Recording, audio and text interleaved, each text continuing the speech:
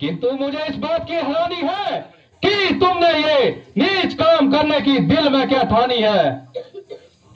आप मुझे कुछ भी कहें, मैं नीच अथवा पतित कहने का कब बुरा मानता हूँ, बल्कि ये सब कुछ सहन करते हुए आपको समझाना अपना कर्तव्य मानता हूँ, क्योंकि मेरे पिताजी से आपके गहरे संबंध रह चुके हैं और आप कुछ काल तक उनके यहाँ बतौर खास मेहमान भी रह चुके हैं।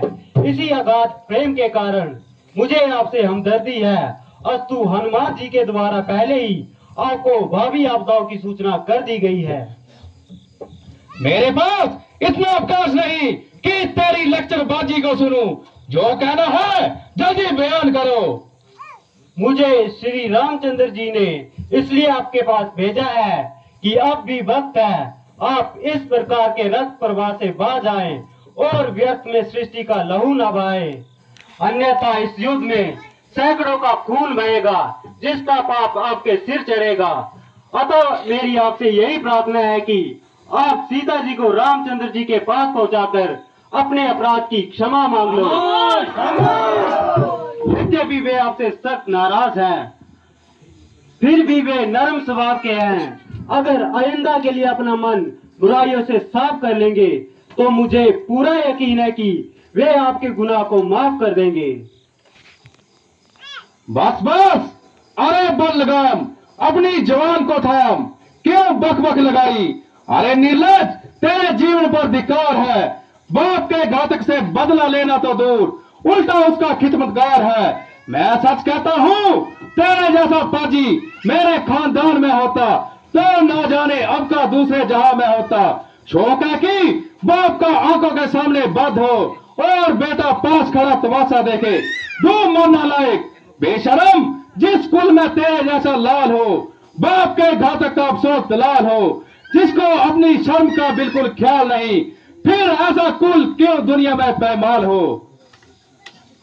अभिमानी रावण, वास्तव में यह तेरा कसूर नहीं, बल्कि ईश्वर को यह कुल इस संसार में मंजूर नहीं होने के कारण ने तेरी आंखों पर बिल्कुल पर्दा डाल दिया है। आप अपनी सोचिए, क्या फिक्र मेरे बाप की होने वाली है बड़ी हालत ऐ हजरत आपकी। नहीं शक्ति थी तुझमें तो मेरे पास आ जाता, तेरे बाप का बदला उसी क्षण लेकर दिखलाता। यूं पीछे से फिक्र करना मुझे बदला दिलाने की, पहले कोई तजवीज कर ले तू जान अपनी बचाने की। तेरे हाथ क्यों मुफ्त में कान खाए? तेरे जैसे बच्चे तो आज तक स्कूल में पढ़ाए होंगे शायद, जिस दिन से आप आपे में, मगर अब तो मदी मारी गई आकर बुढ़ापे में। अरे बलगाम, क्यों बक बक लगाई? किसी बेअकल ने तुझे अकल भी सिखाई? अकल होती तो क्या था, अकल का ही तो रोना है, बदौलत इस अकल के खाक इस लंका को होना है। तुझे बकवास, तुझे बदकारियों की मिलेगी सजा। हुआ करता है जितना हुआ मैं नरम, यही कहता हूँ कि अच्छे नहीं है तेरे कर्म। देख तेरी हालत, मुझे आती है दया, बैठ नहीं तो खिल जाएगा गुल नया। अरे अहमद, ज्यादा गुस्सा ना दिला, छोड़ काट को इसी में है तेरा भला। उस शरारत से बात क्यों आता नहीं? कोई जोड़ों में भला चाहता नहीं। अरे बेशरम, चुप हो जा, वरना मेरी तलवार ही तुझको चुप करवाएगी।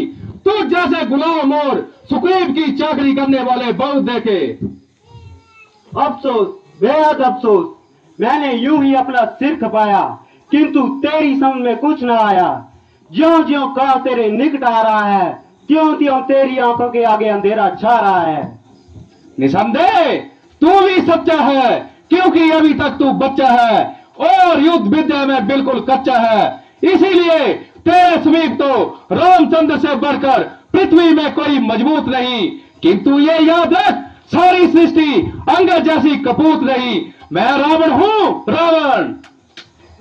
खैर, मैं रामचंद्र जी की सेना का सबसे निर्बल इंसान हूँ और तेरे कहने के अनुसार अभी बिल्कुल नादान हूँ, किंतु तेरा ये वहम दूर करने के लिए अपनी शक्ति का एक साधारण सा चमत्कार दिखाता हूँ और अपना पांव पृथ्वी पर जमाता हूँ। तेरे शूरवीरों में से जो अधिक बलवान हो और तेरा जिस पर पूरा इत्मीनान हो, वो मैदान में आए और मेरा पांव पृथ्वी से उठाए। हमारी तुम्हारी जय प्रजय का भी इसी में ही दौर मदार है। यदि तेरे किसी योद्धा ने मेरा को पृथ्वी से उठा दिया तो इसमें तुम्हारी जीत और हमारी हार है। अन्यथा इसके विरुद्ध सीता जी को रामचंद्र जी के पास पहुंचाना और इसमें किसी भी प्रकार की हील उज्जत ना मिलाना। क्यों है हिम्मत? हाँ हाँ, मुझे ये शर्त मंजूर है। बालिका ना छोकरा, अंगद मेरा नाम, और जो भी मेरे इस पांव को उठाएगा वही कहलाएगा बलवान। बुलाओ तो फिर देर करना फिजूल है।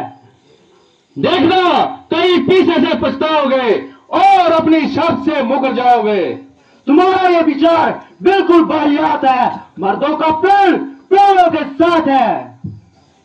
मेरे शूरवीर बहादुरों, जाओ और अपनी वीरता के जोर दिखाओ।